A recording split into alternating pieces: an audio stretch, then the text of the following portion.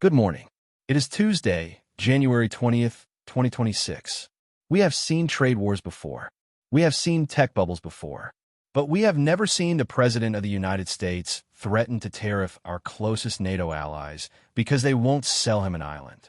Over the weekend, the Greenland gambit stopped being a meme and started being a macro crisis. President Trump has issued an ultimatum: sell us Greenland or face tariffs. The target list isn't China or Iran.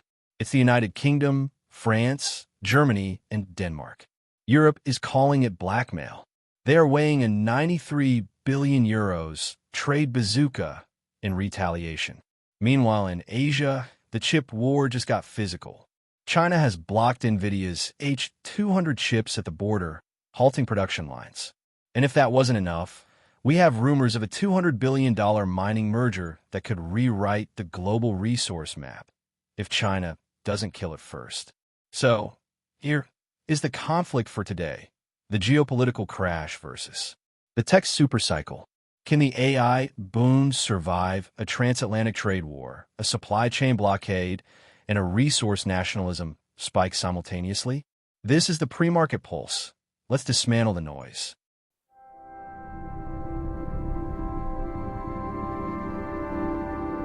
Deep Dive 1. The Transatlantic Rupture, Greenland, and the Bazooka. Let's start with the lead, because the geopolitical risk premium just spiked, and the algorithms haven't fully priced it in yet. The market thought the Greenland purchase was a negotiation tactic. It wasn't.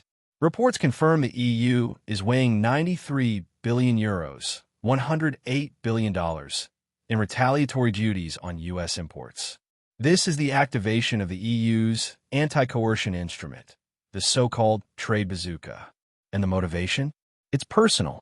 Bloomberg reports President Trump sent a letter to the Norwegian Prime Minister explicitly tying these threats to being snubbed for the Nobel Peace Prize. He wrote, quote, "I no longer feel an obligation to think purely of peace.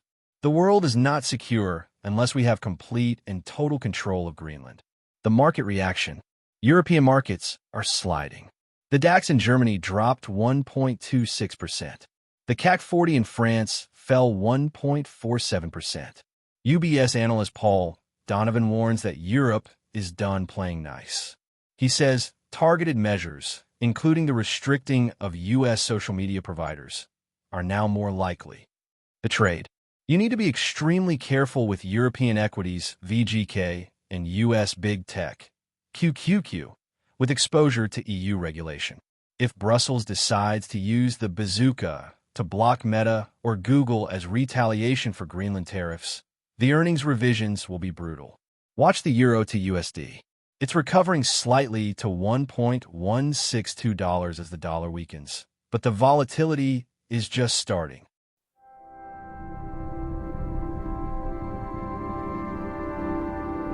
Deep Dive 2. The chip curtain, Micron, Nvidia, and Tesla.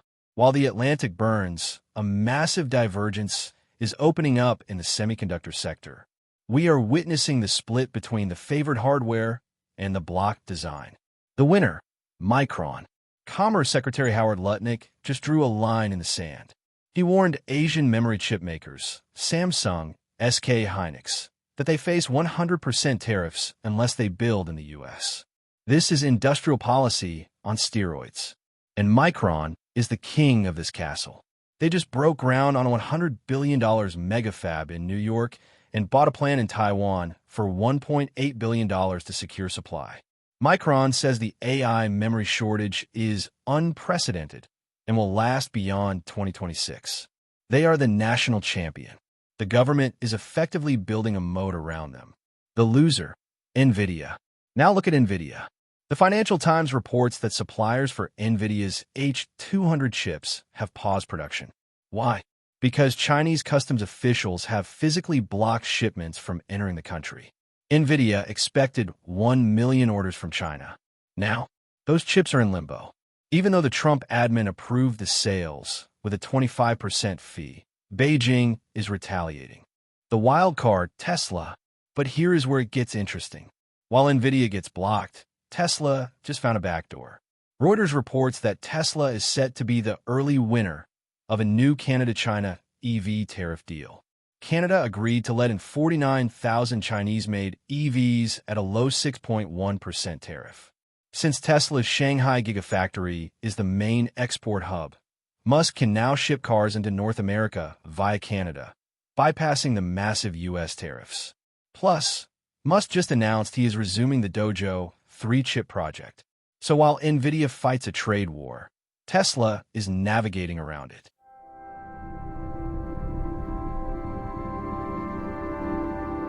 Deep Dive 3. The Resource Supermerger $200 billion battle. Now, let's pivot to a story the algorithms missed because of the Greenland noise. We are staring at a potential $200 billion mega-merger in the mining sector. Rio Tinto, Rio, and Glencore, GLC&F, are reportedly back in talks. If this happens, it creates the world's largest mining group. Why now? Copper. The AI boom requires copper for data centers and grid upgrades. Glencore has it. Rio wants it. The conflict. But there's a massive roadblock: China. Both companies sell heavily to China. Beijing's antitrust regulators are notoriously aggressive with resource deals. Reuters reports that a merger would almost certainly require concessions from China, likely forcing the new giant to sell off assets. China wants to control the copper supply chain. They might force Glencore to sell its stake in Peruvian mines to Chinese state-owned enterprises as the price of admission. The trade. Watch Alcoa, AA, and Freeport-McMoRan, FCX. As this merger talk heats up, every resource stock gets re-rated. Seeking Alpha's quant ratings just flagged Alcoa, AA, as a strong buy with a 4.92 rating. In a world of fiat currency wars, Greenland, and trade blocks, owning the actual metal, aluminum, copper, iron, is the ultimate hedge.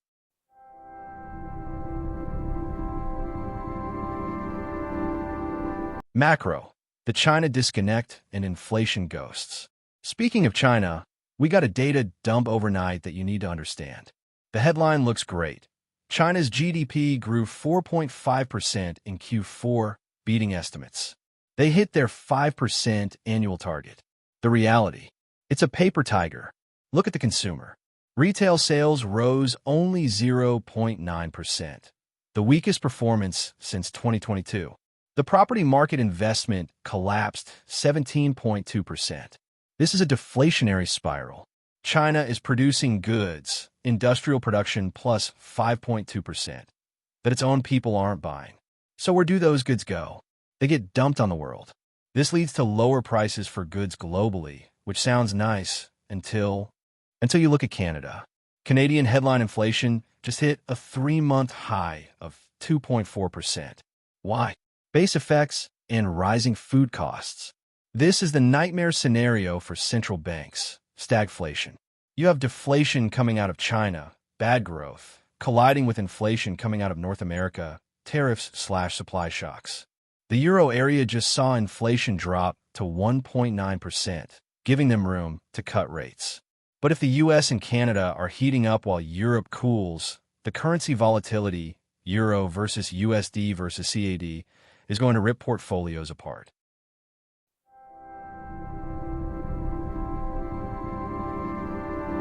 The silent mover, gold and the Fed chair. While everyone watches the political circus, the fear gauge isn't the VIX. It's gold. Spot gold, XAU to USD, just hit a record high of $4,672 an ounce, up 1.7%. Silver, XAG to USD, surged nearly 4% to over $93. Why? Because when a U.S. president threatens NATO allies with tariffs over a Nobel Prize snub, and the EU threatens a $93 billion trade war, capital flees to safety. But there's a second driver: the Fed. Prediction markets now show a 56% chance that Kevin Warsh becomes the next Fed chair. Warsh is seen as more hawkish. Usually that hurts gold, but the market is looking past rates. It's looking at debt and disorder. If Warsh gets in, he might stop the money printer. But with Trump spending billions on Greenland and tariffs, the fiscal side is out of control. Gold is sniffing out a loss of control.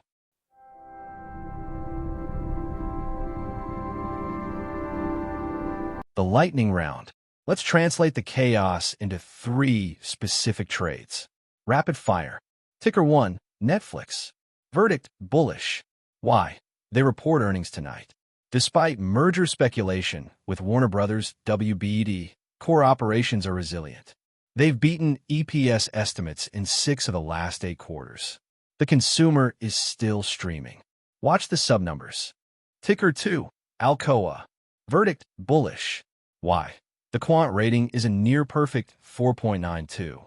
With the Rio/Glencore merger putting a spotlight on resources and tariffs making domestic metal more valuable, Alcoa is in the sweet spot.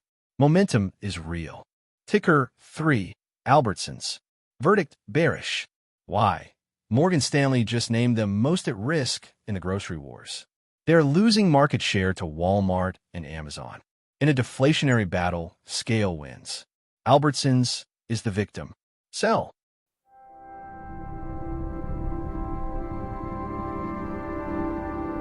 Here is your playbook for the next 24 hours. 1. Watch Netflix, NFLX, earnings tonight. This sets the tone for tech. 2. Monitor the bond market. TLT U.S. markets were closed yesterday. Today is the reaction day. If yields spike, Europe is selling. 3. The China trade. Short the retailers, ACI, long the miners, AA, FCX. Deflation in goods, inflation in hard assets.